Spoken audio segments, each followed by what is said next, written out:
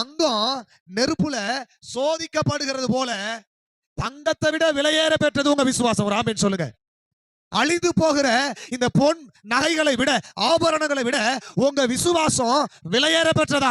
ஆண்டவர் சொல்றாரு, அந்த விலையேற பெற்ற விசுவாசத்தை ஆண்டவருக்கு முன்னாடி எப்படி காப்பாற்ற முடியும் அப்படின்னா இந்த உபத்திரவத்தின் மூலமாக. ஒரு அல்லேலூயா சொல்லுங்க. அல்லேலூயா. உபத்திரவம் எப்படி தெரியுமா? இந்த உபத்திரவம் தான் உங்க விசுவாசத்தை சுத்திகரிக்கிறது. ஆமென் சொல்லுங்க. அல்லேலூயா. தங்கத்தை அக்கினி சுத்திகரிக்குதா. அக்கினியோட வேலை என்ன?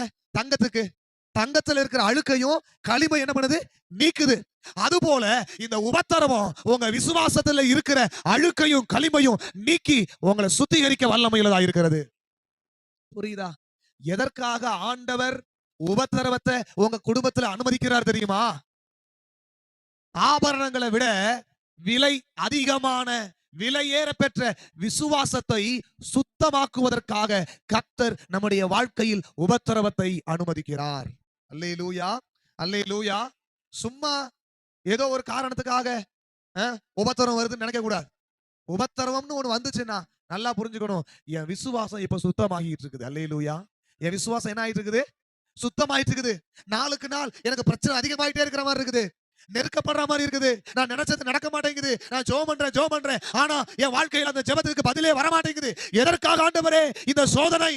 எதற்காக இந்த உபத்திரவம் அப்படின்னு ஆண்டவர் கேட்டீங்கன்னா, ஏன் எனக்கு இது அனுமதிச்சீங்க?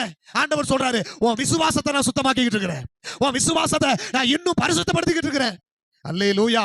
அல்லேலூயா. அழிந்து போகிற தங்கத்திற்கு அக்கினி எவ்வளவு முக்கியமோ அதே போல விலையேற பெற்ற விசுவாசத்திற்கு உபத்திரவங்கள் முக்கியமா இருக்கிறது.